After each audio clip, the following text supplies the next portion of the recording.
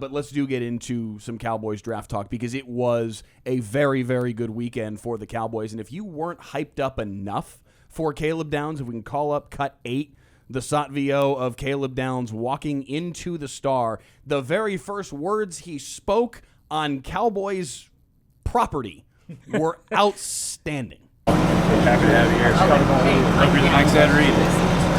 Will be myself. I mean, what better response to that moment than that? Forget Ed Reed, forget Kyle Hamilton, forget anybody else that you want to compare me to. I'm going to be me, and you guys are going to like it. I kind of feel bad for the fan. He was trying to give him a compliment. He was just giving him a compliment. Like, I'm just going to say, I hope you become one of the best safeties who's ever played in the NFL. And, like, I get it. As a young athlete, you're like, I want to be myself. Don't put the weight of expectation or pressure on me. But I don't think the fan meant any ill will, and it does make the fan feel a little bad, but yeah. I mean, he also might as well have been wearing a gold jacket at that presser. That was about as close as you could get from a tan perspective to edging on the line. So as much as he wants to be his own guy, he understands the expectations coming in, and he puts that pressure on himself already very clearly. My initial thoughts on Caleb Downs after kind of, seeing him in person, seeing his press conference, he's very serious. Like, he just seems like he's very much about business. And I'm fascinated to see how a player like that, who's like wants the playbook the moment he stepped in the building, how that's going to work at One Cowboys Way. Because that place can be a bit of a circus. Being a Cowboy can be a bit of a circus. Former players have said it can be a bit of a circus. So how is that going to work when you've got a guy who's really serious, really all about ball, and an organization that's also about the marketing, the promotion, all the other stuff? So interesting to see, hashtag interesting to see how that pans out. I'm fascinated because think about, to your point, how crazy it is up there. How is he go? We've seen Cowboys players complain about the tours that are making their way through the Star and things like. How is he going to react when he's in the weight room trying to get work in, trying to get himself ready for his rookie year, and some tour of 30 people come strolling by the glass and tapping on the glass and pointing, hey, there's our first round pick. Oh my gosh, there he is. How's he going to react to that moment? That's going to be an interesting litmus test for, I guess on some level, his own focus, but also is he enough of a culture setter that he can help some of the other guys block that noise out and be about football? Probably, and the Cowboys would be wise to have players like that. If it's always fun and games, then what are you really chasing? I mean, there has to be some level of seriousness to it. So real quick, let's bring up the other guys, though, at least the other guys that they picked up in this draft class. Kelly, if you can pull up VO5. This is who they got. Caleb Downs, obviously 11th overall. Malachi Lawrence to flesh out the first round. They didn't pick again until round 3 with Jayshawn Barham, then Drew Shelton. Basically, the final 4 picks are day 3 picks. So to some degree, they got what they could out of day 3. I'm curious if anyone out of that back half group stuck out to you guys. I thought it was impressive that they got an edge rusher with their second first-round guy, at least a project that can learn from some of the guys they've already picked up, and also a linebacker that can learn. That it feels like they've got the right positions to add some significant depth that will allow some growing opportunities. Yeah, with another Michigan draft pick, just the history of Cowboys selecting players from Ann Arbor is not good as of late. I mean, the best one is... Well, one's got to work out eventually. They're certainly taking that approach. Yes. We're going to keep drafting one until it works. We're due for a Wolverine to pop. Jordan Lewis was pretty good. Yes. But he left, went to Jacksonville, and was even better. So, yeah, I don't know. We'll see how he pans out. The fact that he went to the same school as Taco Charlton and Mozzie Smith is not... I don't think it's relevant. Well, what is relevant, and pretty positive on this, pick 92, Jayshawn Barham, Jordan Lewis was pick 92. Oh, well, there you go. In his draft out of Michigan. So good memory out of you. There you go. Actually, I didn't know that until we did our draft call with him, and then it came to be. But no, he seemed he was actually asked about Caleb Downs because of the Ohio State-Michigan rivalry, and he was like, yeah, I know who he is. I would imagine. I know who he is. He wasn't. It's like, yeah, we'll have to put the rivalry to bed. And there might be some trash talk, but yeah, that should be a fun dynamic. But Player-wise, to me, this is a draft where it's that first-round duo I'm expecting to make the biggest impact from the jump.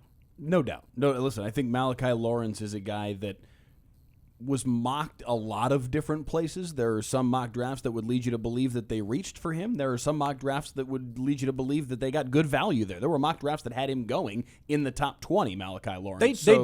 They did reach for him. Let's just make that clear. They did. Because in the I think there are differing opinions on that, though. In the press conference after the first round, Jerry says it sort of in a roundabout way that they were looking to trade even further back to take him, but there were no trade. There was no trade, further trade. There was no trade partner. So we're gonna just have to take him at 23, or run the risk of not getting him in another round. So they had to take him there, but it certainly made it sound like we were content moving down another 5-10 spots to take him because they thought he would still be there. Any interesting hiccup getting a draft pick from a division rival? I'm always nervous whenever I see that, like, oh, Cowboys trading with the Eagles. Who's going to benefit the most from that, right? Cowboys still got their guy and got extra draft capital out of it to kind of flesh out some of the draft picks that they used to go up and get Caleb Downs. So who benefits the most from that? Well, when Mekhi Lemon scores a game-winning touchdown against the Cowboys, I think we'll have our answer. Sure. I'm realizing I didn't bleep the soundbite that we're referencing here, so we won't run that one. But Jerry did say, just as you were about to call it up, I was like, "Oh, I forgot that one piece of the puzzle." Run it. You said run. No. Let's listen. It's a word We might get canceled after all. We made it 6 and then done. Oh, second person in the penalty box is Mike Leslie. Deservedly so on that one, because Jerry did say if you eliminated all of the teams whose word that I'm not sure we actually have to bleep, but we were going to just if to you be say safe it, and it's then worse. forgot it. Yeah. Well, that's why I'm not gonna say it. All the teams that he would want to beat. That they wouldn't have anybody left to trade with. Right. And I think that there is validity to that. And I think that the way that the question was asked of Jerry and Steven as well, I believe it was Tim Kalishaw that asked the question, was also fair in terms of evaluating the moment where they've got to make that call. It's within the flow of the 8 minutes that you're on the clock. You don't have time to sit there and have a philosophical discussion of, do we really want to trade with the Eagles? Right. I don't know how I feel about that. I don't know if I want to help Howie Roseman right. Like, you don't have time for that. Is the offer good? It's what you want to do. You wanted to get more picks. You wanted to add your draft capital at the back end of the draft, make up for the picks that you gave up to move from 12 to 11. You pull the trigger on it, and off you go. So we'll see whether or not those fourth-round picks actually pan out to be worthwhile. Yeah. But it's a couple of darts that you get to throw that you weren't going to get to throw otherwise. If one becomes a starter, great. I mean, Yeah. that's really and everyone else kind of bench depth. The guy that they traded up for, Mekhi Lemon, is an interesting character. Hearing from the press conference, he had quite a few moments over the course of this offseason that leads you to believe, what did good football player, but what did Philly just draft by making that trade? We thought the same thing when Sirianni had his introductory press conference. So to some degree, it runs in, as long as the talent's there, it doesn't matter, right? But you brought up starters, so let's talk about the starting defense and how much has actually changed with this roster here. 5 names out of I know the 11 starters, but when we were putting this together, Mike, the 12 names kind of stuck out as the main rotation guys that we're really looking at here. Yeah, well, it's an NFL defense. You're going to have more than just 12 that would probably consider themselves in some form or fashion a starter. Obviously, you can only run 11 out there, but you're going to have it's going to be a very different look than what Cowboys fans have been used to the last couple of years with Christian Parker coming in and changing this defense. It's going to be a 3-4, and as Joni, you and I were talking about earlier today before we came on the air, it'll oftentimes look more like a 5-2 because the 2 edge rushers you see here on the screen, Rashawn Gary and Donovan Ezeraku, are going to be considered part of that 4 linebacker crew, but they're going to be cranked down on the line of scrimmage a lot of the time and screaming off the edge. So you're going to have what looks like 5 defensive linemen and then Overshown and Winters in there at the linebacker positions, but also nickel is base at this point in the NFL. You're going to see Caleb Downs on the field all of the time in some form or fashion, and a lot of times it's going to be in place of either Overshown or Winters, depending on the down and distance and the circumstance. So these are the 12 kind of best guesses in terms of who you're going to probably see starting. I feel like Jonathan Bullard is one that we were all kind of, maybe he'll start, maybe not. Otherwise, this feels like guys that you're going to see in those roles. And this is a defense that is very, very different than what we saw them play with, certainly in Week 17, but even more so, radically different than what we saw them start the season with a year ago. I was going to say, if you looked at that, the yellow names specifically were just the ones that are different from the end of the year heading into this one. Yeah. But Quinnen was picked up midway through the year. DeMarvion Overshown didn't play for the majority of it. Revel was in and out. Deron Bland was in and out. Like, by all accounts, that's a brand new defense. With a brand new defensive coordinator. Exactly. They have done enough that I think they should be significantly better than they were last year, only because it's a dirt low bar to clear, so they should be able to clear that. But I think also they have made Cowboys fans excited enough. I was fielding a question earlier today from somebody on Facebook. Do you think they can have a top 10 defense? I was like, hang on. let's pump the brakes just a smidge. We're not going there yet. They have so much that they have to prove relative to just being able to play basic defensive concepts that they could not execute last year. They were awful last year, so they're not going to go from 32 to 9, but I do think they can go from 32 to 18, and that might be enough. I totally agree. Yeah. And I think actually it's not a player, it's Christian Parker. Yeah.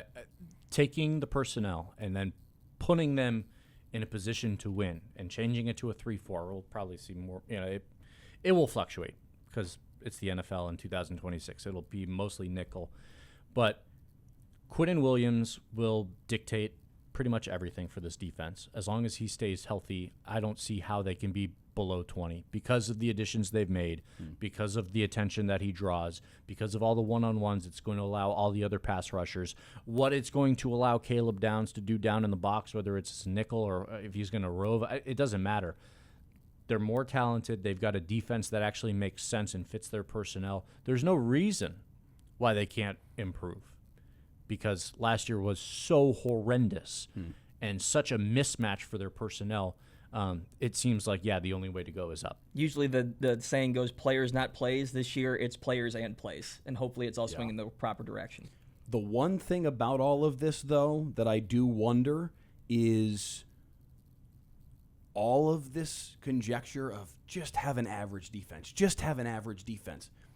is assuming that the offense is just going to run it back and look just as elite and ridiculous as they did in 2025. A lot of the personnel is back, and there's reason to believe and hope, if you're a Cowboys fan, that that's going to be the way that it works.